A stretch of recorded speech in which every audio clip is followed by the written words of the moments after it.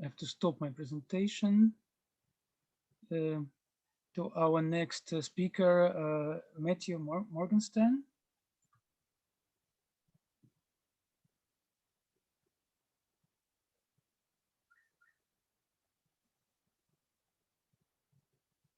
Matthew, are you here?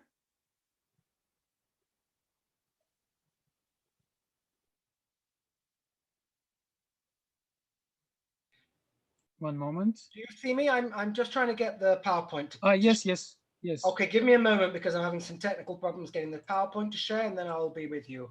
Okay, I think I put this here, and then I do share screen. Oh yes, please remove this dreadful eye. Oh, hang on. I have to find where the PowerPoint. Here you go. Do you see the PowerPoint now? It's going. Okay, great. So I can. It says my screen sharing is paused. Do you see it? Not yet, but it should appear. I don't It resume says share. that you started it. You see it now? No, yes, yes. You see the We see, eye, yes. the dreadful eye that you wanted me to get rid of? Yes, it I revolves. should have Just told you. here. You asked me to get rid of the eye, so you got it twice. Okay. Okay, I'm going to try and start now. Okay. Um. Oh, sorry. Today I'm going to talk to you a little bit about the Mandean Mandean spells against the evil eye, and discuss the principles and sources that underline the new edition that I've prepared for the Comprehensive Aramaic Lexicon. I'll speak a little bit more about that edition as we go through. The first thing we'll discuss is the sources. To date, most of what has been published about the Shaft the Prishtar the Aini, the Mandaic spells against the evil eye, is based upon the work of Ethel Stefana Drower, who in the 1930s collected manuscripts in Baghdad. Drower's first publication of a Mandaic text was in fact this very text, the Shaft the Prishtar the Aini, which she published in 1937. Unfortunately, the collected scholarly papers of Drower don't deal with this early period. The earliest text that's discussed, the earliest letters that are reproduced in this volume date from 1938, a year after Drower completed her work. However, in another book, Yoram Buckley has published Drower's own hand lists of her manuscripts. And under DC21, the source that served as the basis of Drower's edition, she wrote that she had received it copied by Sheikh Faraj in December 1935. The same date is written in English on the manuscript. His roll is dated 1250, transliterated and translated in MS volume something or other. These volumes are now buried in Maria Matzur's basement, and was published by her in JRAS 1931. I don't know what date this hand list is from. What Buckley adds is that Drower herself had written on this, I find much to correct in this translation now. In a published account of Mandaic literature, published by Drower in 1951, simply called something like Mandaic Literature, Drower also similarly notes, my first essay in translation was published with the transliteration in JRAS.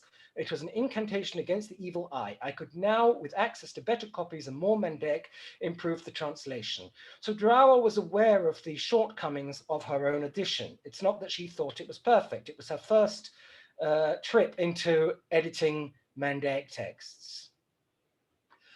We can see that Drower was aware of her own errors by the corrections which she entered in citations in the Mandaic dictionary. For example, in the 1937 edition, we read Thasa de Pashtra wa Nafqa min Dibni. The translation of this text is basically not a translation. She writes, and like something or other, which is loosened and goes forth from its something or other. And she didn't know how to translate it. In the footnotes, Drower writes that Thartha, according to a priest, is a silkworm, but this is Tulitha, and that Dibna, that the priest thought it was cocoon, that Nerdika translated as a sheepfold, and another priest had told her that it was a reed enclosure for sheep. So Drow was asking native informants about the meaning of the words, and she didn't always get the answers that she required. However, by the time we get to the published Mandaic Dictionary of 1963, we see that the same text is cited with the correct translation,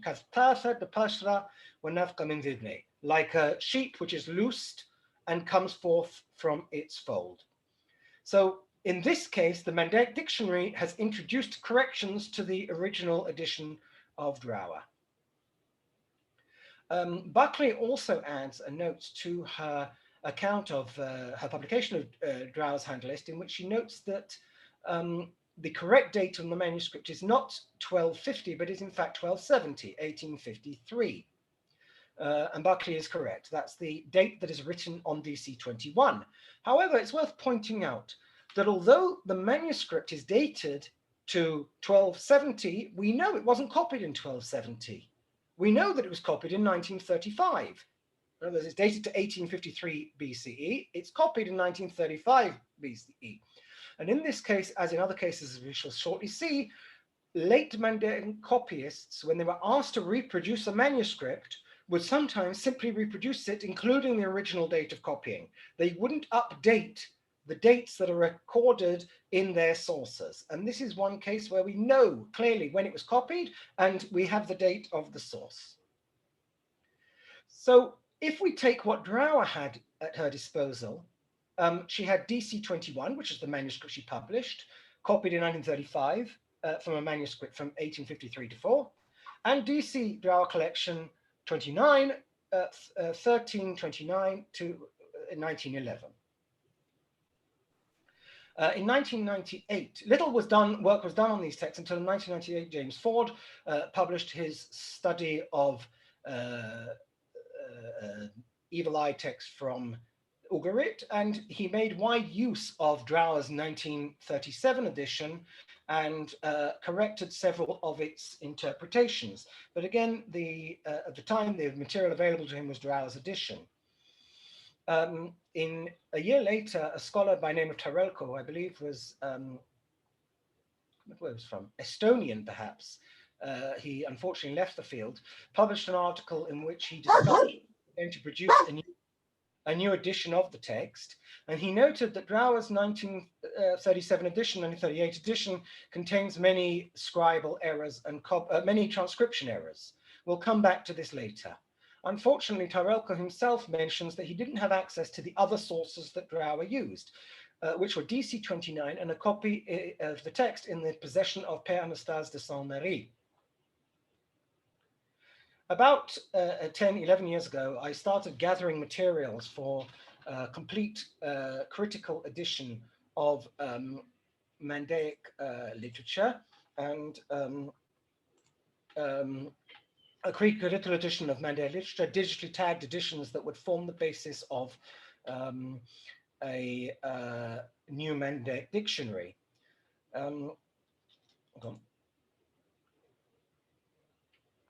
And in my study of these texts and my attempt to prepare digital editions of them, I also had reason to look at the Schafter der Fischer der Aini and was able to correct further texts, further passages which have been misinterpreted both by Drower and in the Mandaic dictionary. I published a few of these in the article I've just shown you, where lengthy passages were misunderstood by Drower and those mistakes entered the Mandaic dictionary.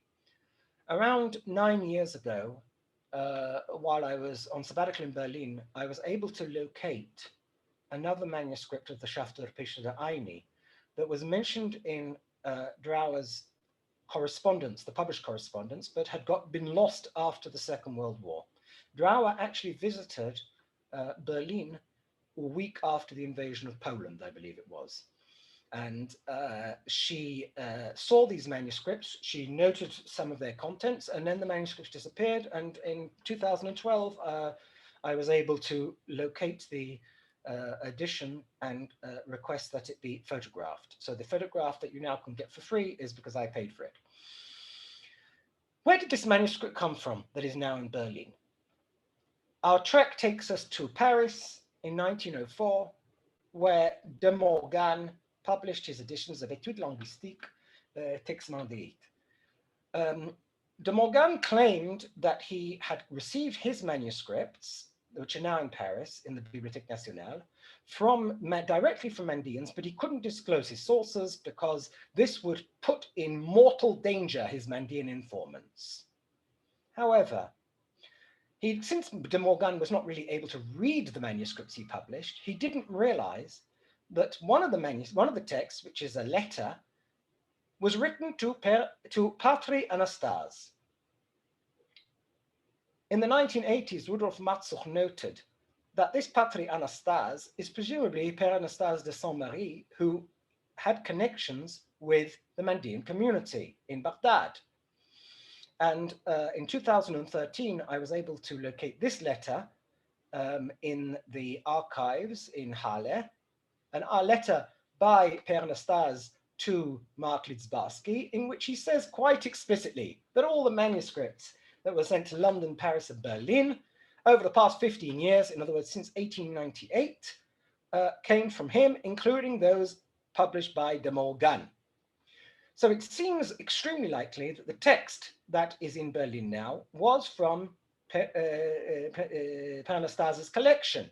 And indeed, textually, it stands very close, although not identical to the citations brought under PA in the Mandaic dictionary.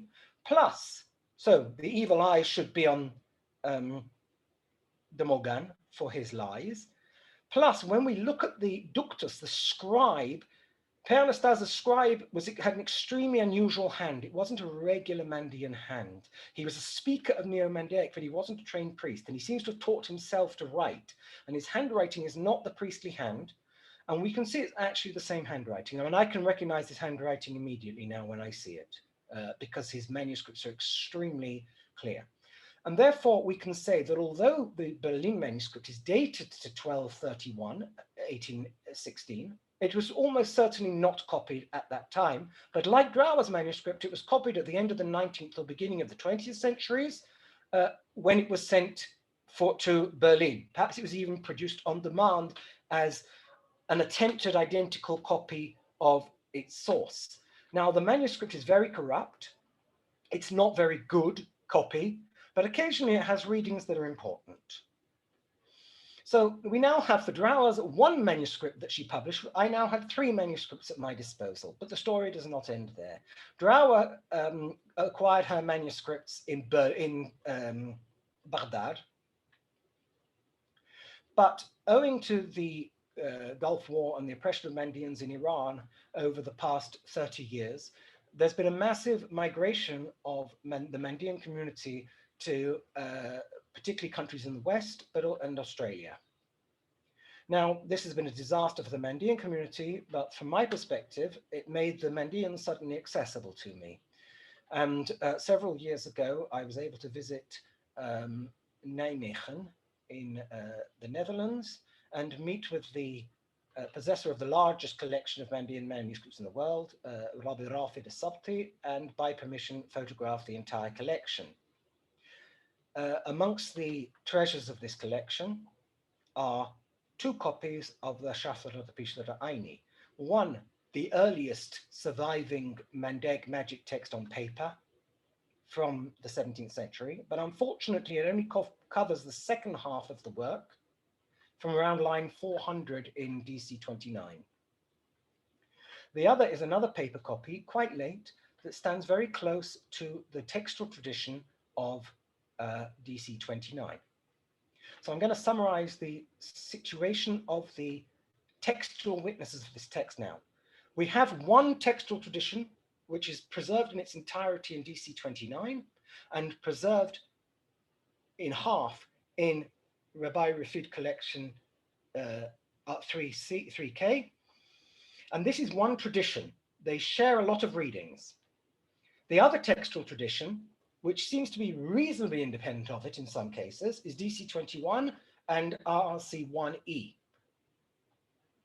Finally, we have another tradition, which is Berlin, which seems to be independent.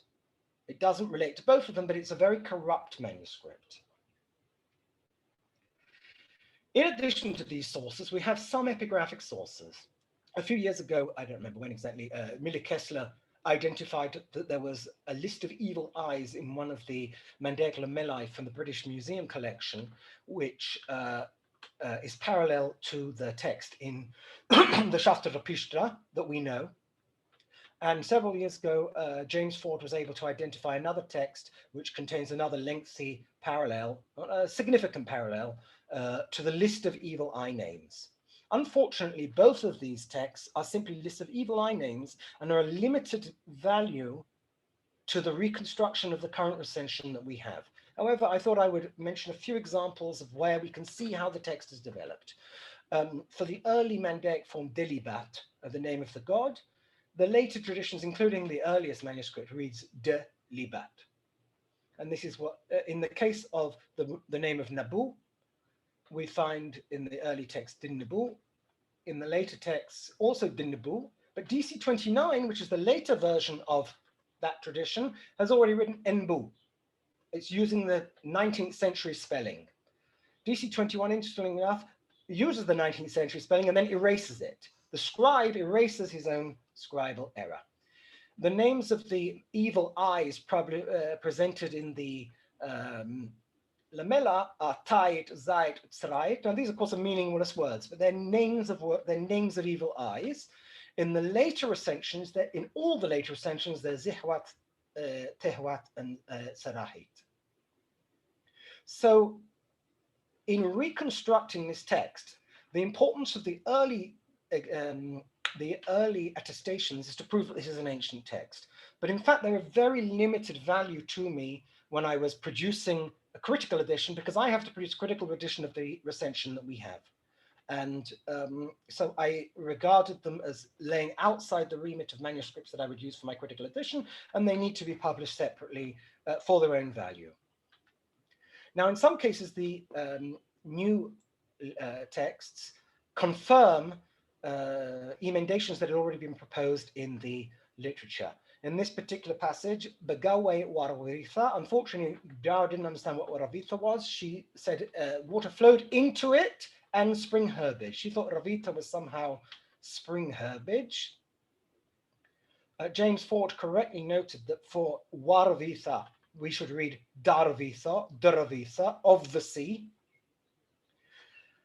Drower's manuscripts both read Waravitha, so her addition was accurate, but the text was corrupt. And in this case, the wild card of MS Berlin actually preserves the correct reading. And it's very clear that the Wa, Vav Aleph, is a graphic error for the De of meaning of.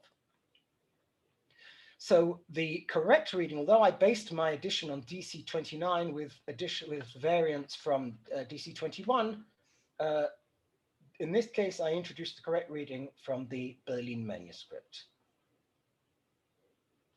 Another more complicated example is this. In Drower's edition, we have this line, which Drower translated, was ashamed, as if cold, and be abased.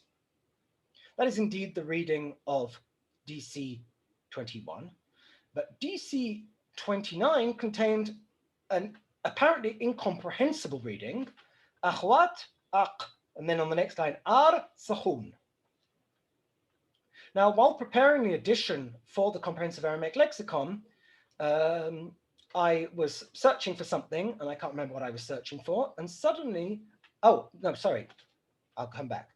In the continuation of the text, we have in DC 29, Akar, and then it says, Utshus ubahut, and that is indeed what the DC 21 said, but here, DC 29 reads again, Akar, Sahun, as one word, ubahut.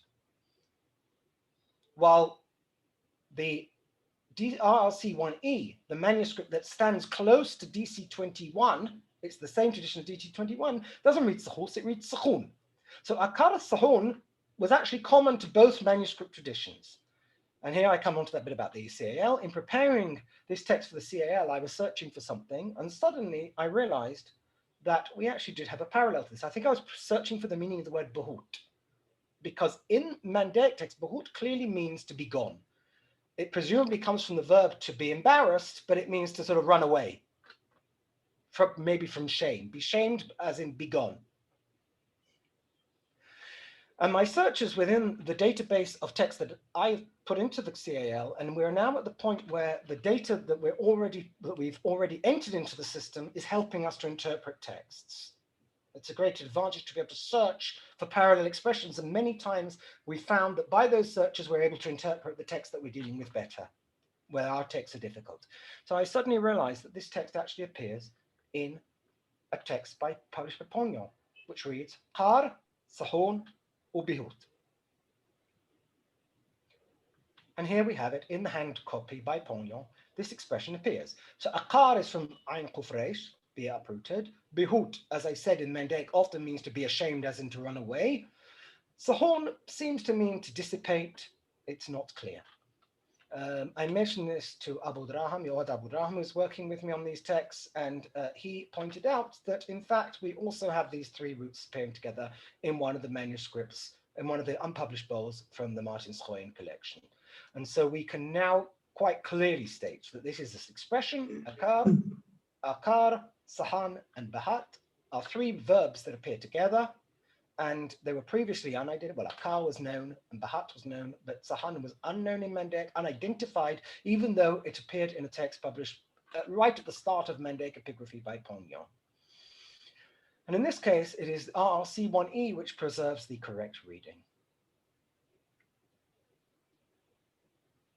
I'd like to end with an example of where, by arranging the text not according to the lines of the manuscript, but rather according to the lines of the sense meaning, it's possible to have a better understanding of the structure of the text and then hence come to a better translation. Drower published this section, turn thee from the house and body of N, son of N. The date palm is uprooted from his garden, i.e. his sight is gone. And a fetter has fettered thee, and the reed mat, and the reed into the reed mat, something, something, something, and rain beats down, or flail beats down, and the stone house crushes thee flat, a mud brick in the building, etc. There's no coherence here, and it's quite clear that Drower got lost while translating this text. By arranging it, first of all, it has to be said that there's a reading error here, as Tarelka already noted, and I was told he's not Estonian, he's Belarusian. He already noted that it's not akruk, it is akruch. They uprooted you. This is a correct reading. But by arranging the text according to its meaning, I was able to come up with, I believe, a much more coherent translation. And you went against, presumably, the mothers. It's an irregular form, umamatha here. Umamatha min hadadi parshit, and you separated the mothers from each other. Akruch min baite upagre. They uprooted you from the body, from the house and body, the Yahya Ramzihram Dar Hamasimat of the scribe. And now we have what in Arabic we call maful al-mutlaq. Mikar zikla min baghe, the uprooting of a palm tree from its plantation. Warigluch, mirgal kaina buria, and they tied you like the tying of a reed to a mat, a reed mat. Watiriuch, mitri beta min glala, and they smote you, they hit you like the hitting of an egg by a stone. And they subdued you like the subduing of a brick in its building. And here I think a word has fallen out. We have another variant reading. Tibuch abara baravitha. They sank you, they drowned you, and then it says led in the sea, which I assuming should be mitba abara baravitha. And a word has dropped out, I'm assuming, in all of the traditions. In conclusion, to date, the only available edition of these texts has been Drower's, which she herself acknowledged was in need of revision. The epigraphic texts prove the antiquity of the material, but are of limited value in producing an edition of the surviving recension, and therefore, as I said, I didn't incorporate them into my edition. For Drower's single textual witness, we now have 5 significant sources, some more significant than others, but with certainly the use of 2 traditions and slightly earlier manuscripts for the second part, greatly improved the edition of the text. And all of these texts are imperfect, which means that the only way to produce an edition of this text is to produce an eclectic edition. An eclectic edition. You have to use the available evidence. The text becomes coherent as soon as you combine the evidence of the two traditions. In most cases, I would say it's very apparent what the correct reading was. Occasionally, the two variants are of equal value. My digital edition presents my reconstruction of the text and is subject to improvement as new sources and interpretations come to light. As I said, the edition is available through the Comprehensive Aramaic Lexicon. It's tagged. At the moment, it hasn't been translated, and I feel that perhaps what I need to do, I don't have the time to produce a full critical edition and a full commentary, but perhaps what would be helpful is if I were to produce a commentary, a translation with some notes that would explain how I've interpreted some of these passages. Thank you.